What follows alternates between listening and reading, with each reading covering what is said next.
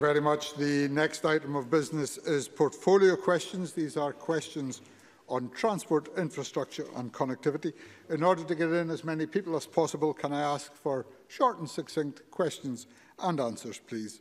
And we will start with Joan McAlpine.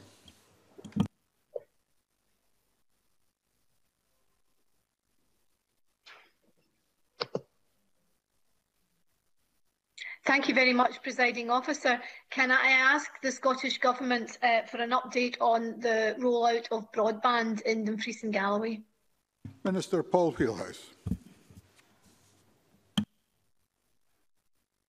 Thank you, Presiding Officer. Think Broadband reports superfast coverage in Dumfries and Galloway stands at 87%, up from 17% in January 2014.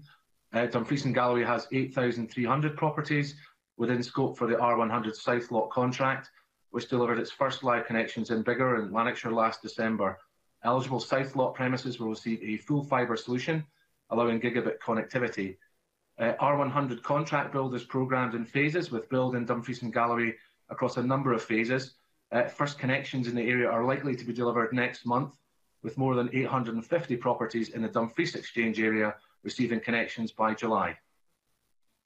Joan McAlpine. I thank the Minister for that answer, and I welcome the progress that will be made in the coming months, giving more residents and businesses access to broadband. It will be very welcome. But the Minister will be aware that mobile connectivity is also a challenge in Dumfries and Galloway. So can I ask the Minister what the Scottish Government is doing to improve that, bearing in mind, of course, that both broadband and mobile connectivity as telecommunications are matters reserved to the UK Government? Minister. Thank you. The member is correct. I mean, mobile connectivity, as with broadband, is reserved, but we are obviously intervening through our own measures to try and address market failure. And the member will be aware the Scottish 4G infill programme has been an important programme for us. The first mast we delivered was at New Luce in Galloway, and that site has been now operational for over a year. 4 more sites in Dumfries and Galloway will be delivered through the project at Eye near Dumfries, Auchenhesnane near Thornhill, Cairngarrick in Southern Rins, and Lochhead in the Machars. Good progress is being made, with all 4 expected to be operational in the coming months into the summer. And the one I actually expected it's due to be operational this spring. All of these masts and the 2 that are now live in Ettrick in Selkirkshire and Whitrip Foot near Newcastleton and Lidsdale in Miss McAlpine's region, South Scotland, will help improve mobile coverage in some of the most remote parts of Scotland. And I'm delighted the programme is proving to be so successful. And we hopefully see further progress updates on other masts across the network being provided on the Scottish Government's website. So I'd encourage members in other parts of Scotland to keep themselves posted on progress there. Supplementary question, Colin Smith. Sir, only 7% of premises in Dumfries and Galloway have full fibre, and although R100 will boost that number, it only covers 13% of premises. If full fibre is seen as the best solution, does the Minister not agree that one measure that would help would be for the Scottish Government to consider mandating full fibre in all new build properties? Because at present, around 6% of new homes in Scotland continue to miss out on full fibre connections, largely in the types of smaller sites that we see in rural areas such as Dumfries and Galloway. Minister. The member raises a really important point, Presiding Officer. It's certainly true to say that new developments we need to see have their full fibre needs addressed as well. I know BT certainly provides a package for any development with over 20 properties. They will go in and provide full fibre largely for free because of the scale of the development. But it's certainly something that I know Mr Stewart, the local government and planning minister, is looking at very closely in terms of building regulations, because clearly we've seen through the pandemic that digital connectivity has become not just a nice thing to have, it's been an absolute necessity for people working from home or indeed educating their children from home. And so clearly we want to see full fibre extended. As Joan McAlpine indicated, obviously the regulation and legislation around broadband is reserved to UK ministers, and we continue to press UK ministers to invest in the region and fulfil the promises they've made around gigabit connectivity. I've had constructive discussions with Matt Warman MP about attracting further funding to Scotland, and we look forward to seeing the UK Government come up with funding to meet the aspirations they've expressed. Further supplementary question, Liam MacArthur. Thank you, Deputy Presiding Officer. As R100 is taken forward in Dumfries and Galloway, as well as the other end of the country in Orkney and Shetland, what assurances can the Minister give that Openreach will be encouraged to work with locally suitably trained contractors, both so that they can benefit from the work stream, but also to minimise the risks associated with essential workers moving around the country unnecessarily? Paul Wheelhouse. Well, again, Presiding Officer, Liam MacArthur raises a fair question. Obviously one that would be a commercial decision for BT in fulfilling the contract. But if Mr MacArthur has any particular businesses that I know he has made representations on before, but if he wants to provide any details of companies that are actively looking to participate in the R100 programme, we can pass them on to BT and to Openreach to make sure that those opportunities are taken up.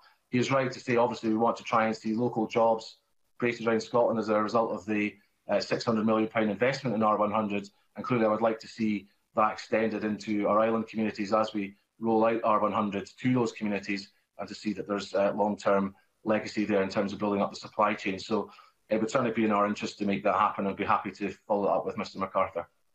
Question number 2, Shona Robson. Thank you. To ask the Scottish Government what impact the Tay Cities deal will have on Dundee. Cabinet Secretary Michael Matheson.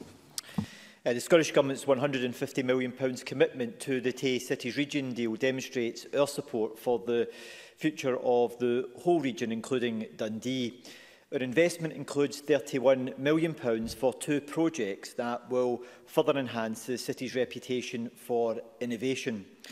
The Cyber Quarter at Abertay University and the Biomedical Cluster at Dundee University will both foster world-class expertise.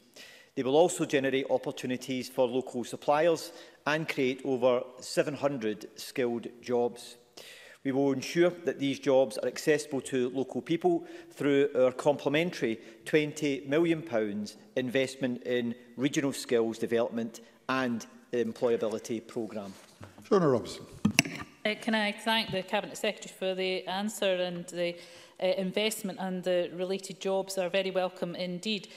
Can the Cabinet Secretary say more specifically what discussions the Scottish Government has had with Dundee City Council with regards to Dundee's 5G testbed status and public Wi-Fi network to help further Dundee's ambition to become a smart city with the highest possible level of digital connectivity through the Tay Cities deal? Cabinet Secretary. Presiding Officer, the Scottish Government continues to work on an ongoing basis with Dundee City Council in taking forward the work around the 5G testbed and the public Wi-Fi network through the Scottish Futures Trust, and we believe this will be critical to Dundee in achieving its vision of becoming a smart city. Deployment of this is expected to take place later this year. In the initial focus, it will be around a full fibre infrastructure programme, which will provide a platform for public Wi-Fi services and the development of a 5G testbed. This will act as a catalyst for the rest of Dundee to develop a 5G ecosystem capable of creating a wider smart region across the area. It's supported, along with the provision of some £2 million from the Tay City region deal, which is aiding the development of demonstration projects around 5G technology. And it's hoped that by taking this forward, Dundee will be able to ensure that its position as a leading city for inward investment, that it's also a leading city in the deployment of 5G technology. Question number 3, Alex Cole-Hamilton. Thank you very much, Deputy Presiding Officer. To ask the Scottish Government what the impact might be of any reduction in the number of routes served by Edinburgh Airport following the lifting of the COVID-19 restrictions. Cabinet Secretary. We expect that the number of routes serving Edinburgh Airport will increase following the lifting of the COVID-19 restrictions at home and abroad. However, at this stage, it's not possible to predict exact numbers or destinations. Transport Scotland, working in partnership with Visit Scotland and SDI, has a strong and successful track record of helping Scotland's airports secure new routes. We are using this well-established process to work with airports on route recovery. Our overall aim is to help Edinburgh Airport return to 2019 levels of connectivity as quickly as possible once travel restrictions can be safely lifted. Alex Cole-Hamilton. I'm very grateful for that answer. Airport managers have confirmed to me that this administration have conducted no impact analysis as to the long-term effects of the emergency on air travel. There is no route map out of the quarantine hotel requirements and no assessment of their impact on medium or long-range bookings. Presiding Officer, this is an industry on its knees, and yet the task force established by this government to offer clarity has not even met yet. So can I ask the Cabinet Secretary, when will it meet, and when does he expect to have a route map to recovery in this important sector? Cabinet Secretary. Officer, I think the important issue here is that in taking forward the measures that we've had to introduce through the introduction of managed isolation for international arrivals, is it's had to be taken forward in an urgent basis because of the risk of new variants.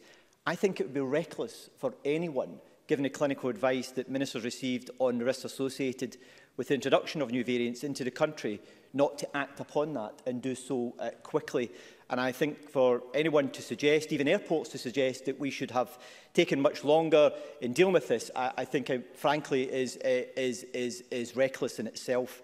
What I can say to the member is that we're already giving consideration to the potential route map out of the use of managed isolation and the wider international travel restrictions which we have in place. But the important thing here is that that route map is one which needs to be driven by data and not dates. And the danger here is that some in the aviation industry think that setting a date simply resolves issues that the international travel restrictions are there to deal with. It doesn't. The reality is that the data of where we will be in April and May around opening up our borders is still uncertain, not just because of the domestic situation, but also because of the international situation. And we know in Europe the situation around the virus is still out of control. But what I can assure the member is that through the task force or the working group that we've set up and the engagement we've had so far with airlines and airports, that we'll use that as a mechanism to make sure that we plan our way through this process. Question number 4, Gail Ross. Thank you, Presiding Officer. To ask the Scottish Government what funding is being provided to local authorities for improvements to the road network. Cabinet Secretary Michael Matheson. Responsibility for local roads improvements lies with local authorities. The majority of funding to local authorities from the Scottish Government is via the block grant. We do not stipulate how they should utilise their allocations, but in 2021-22 we are delivering a funding package of £11.6 billion for local authorities, providing an additional £335.6 million for vital day-to-day services compared to that of 2020-2021 settlement. Gail Ross. Thank the Cabinet Secretary for that answer. I have been contacted by a new group set up in Caithness to try and address the current state of the roads there, and I have also written to the Cabinet Secretary directly. Will he commit to engaging with this group to help us find solutions before the roads become even more dangerous? Michael Matheson. Presiding Officer, I'm aware of the concerns which I believe have been raised by an organisation called Caithness Road Recovery Campaign. However, as I mentioned, the areas of concern which the group have are the responsibility of Highland Council, and any actions that need to be taken on the local road network are a matter for Highland Council. Therefore, the most effective way for this group's concerns to be addressed is for them to meet with Highland Council to discuss these very issues and to consider what action can be taken given the issues of concern that they've raised. Question number 5, James Kelly. Deputy Presiding Officer, to ask the Scottish Government when the process will commence to appoint a new operator for the ScotRail network. Cabinet Secretary. We are considering all options for the future operation of ScotRail services after the current contract, which is expected to end March 2022. In doing so, we have to work within the relevant current legislation, which neither Scottish ministers nor this Parliament have the powers to change. We must also take into account the ongoing impact of COVID-19, and we still await the publication of the UK Government's White Paper on Rail. I expect to be in a position to provide an update to Parliament soon and to give the assurances that ScotRail staff and passengers would expect. James Kelly. Thank the Minister for that answer. The Abellio years in the ScotRail franchise, customers have watched on aghast as the government pours hundreds of millions of pounds into the company while they sit in overcrowded trains and often delayed timetables. So can I ask the Cabinet Secretary, what action are the government going to take to ensure that the next operator is publicly owned so that we have a service that's up to scratch and also puts passengers before profits? Cabinet Secretary. Presiding Officer, the member may be aware that I'm not in favour of franchises and I don't want to enter into a further franchise. Under the existing rail legislation, our only principal option is around franchising rail services. So I would prefer not to be in a position where we are looking to have a further franchise. And I can assure the member that the approach that we are looking to take would not involve a further franchising of the ScotRail contract. Question number 6, Jeremy Balfour. Thank you, Deputy Presiding Officer. To ask the Scottish Government what financial support it is providing to public transport providers to ensure that services can continue. Cabinet Secretary. The cost of additional COVID response measures already agreed by the Scottish Government to date amount to £765 million. The breakdown of this includes £452 million for rail passenger services, £23 million for light rail, £37 million for ferry services and £253 million for bus.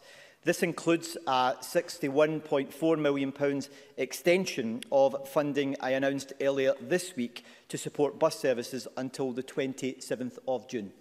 Jeremy Balfour. Can I thank the Cabinet Secretary for his answer? Can I ask him to commit financial support to bus operators such as Lothian Buses in my region to provide positive messaging and supporting campaigns regarding the safe use of public transport when distancing measures are no longer required and users are actively encouraged to return to using public transport? Cabinet Secretary.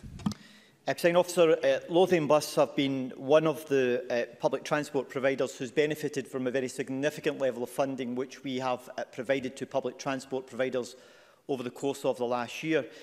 Although it's important to recognise that people should only make use of public transport for essential journeys only, it's also important to recognise that making use of public transport is safe, given the very significant measures that have been put in place by public transport providers.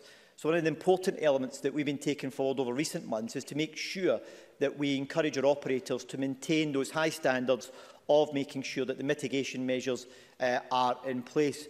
But equally, as we look to transition out of the pandemic, the Transport Transition Plan will set out the details of the actions we will take with public transport providers to ensure that we encourage people back into using public transport when it is appropriate and safe to do so, and to look at introducing means that can help to encourage people back into public transport. Supplementary question, Kenneth Gibson. Thank you, Presiding Officer.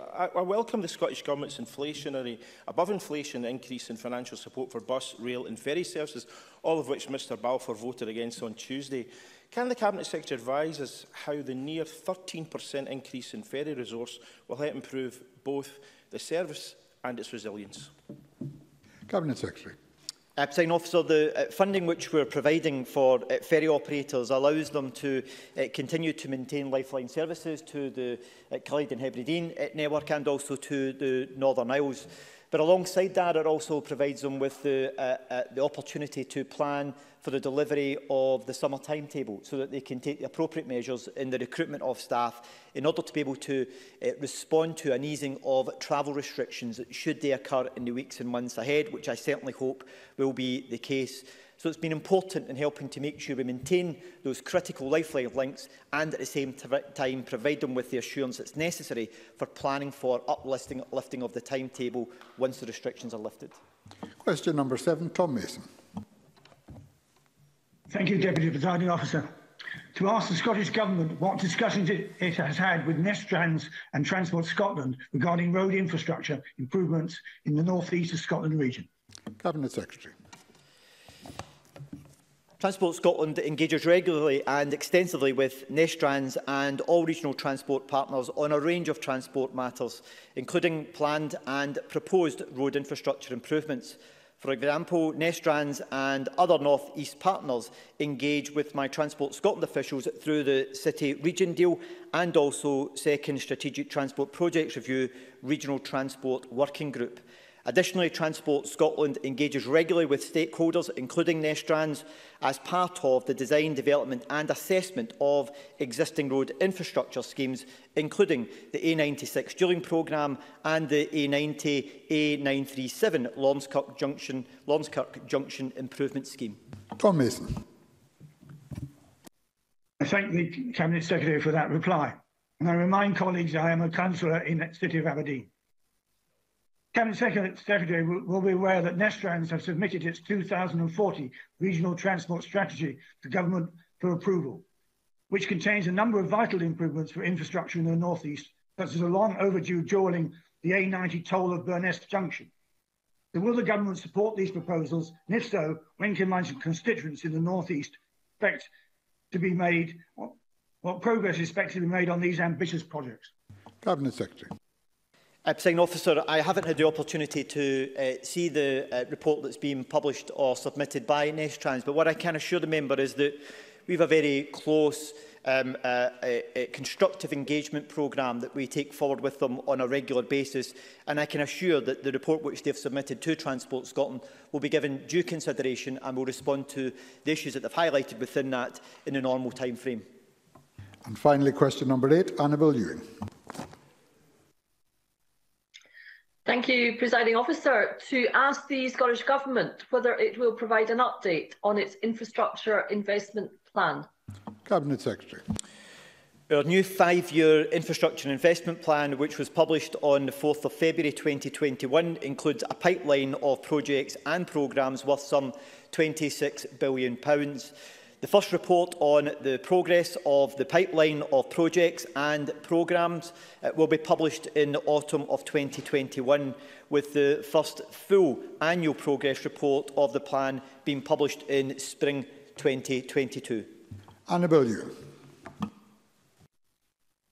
I thank the Cabinet Secretary for his answer, and I very much welcome the Scottish Government's ambitious plans for the next 5 years. However, can the Cabinet Secretary provide at this stage any detail as to what sort of projects may be planned for the Kingdom of Fife, a matter of particular interest to my Cowdenbeath constituents? Cabinet Secretary.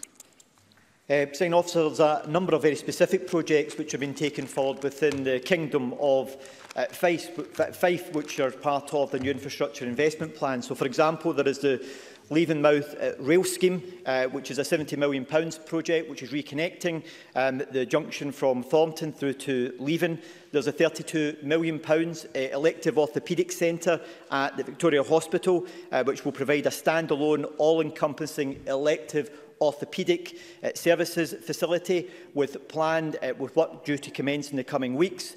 There's the new replacements of Inverkeithing High School, as well as Woodmill and St Columba's High School, both of which will form part of the development of a new community campus as part of the £2 billion Learning Estate Investment Programme. We are also investing some £90 million in the new build Fife College campus at Dunfermline, which is presently at the planning stage. And Fife will also benefit from the data-driven focused businesses through the University of Edinburgh and the £1.3 billion Edinburgh and South East of Scotland City Region deal, including the hosting of the University of St Andrews Eden campus alongside the academic provision which we've made for the Hydrogen Accelerator. And in addition, Presiding Officer, to these specific projects, the new infrastructure investment plan outlines a number of national programmes, including £3.4 billion for affordable housing, our £600 million R100 broadband programme and £550 million for active travel, all of which will benefit the good people of the Kingdom of Fife. Thank you very much. That concludes portfolio questions. My apologies to those members who made late bids for supplementaries, but time simply did not allow. We will move on in a moment to the next item of business.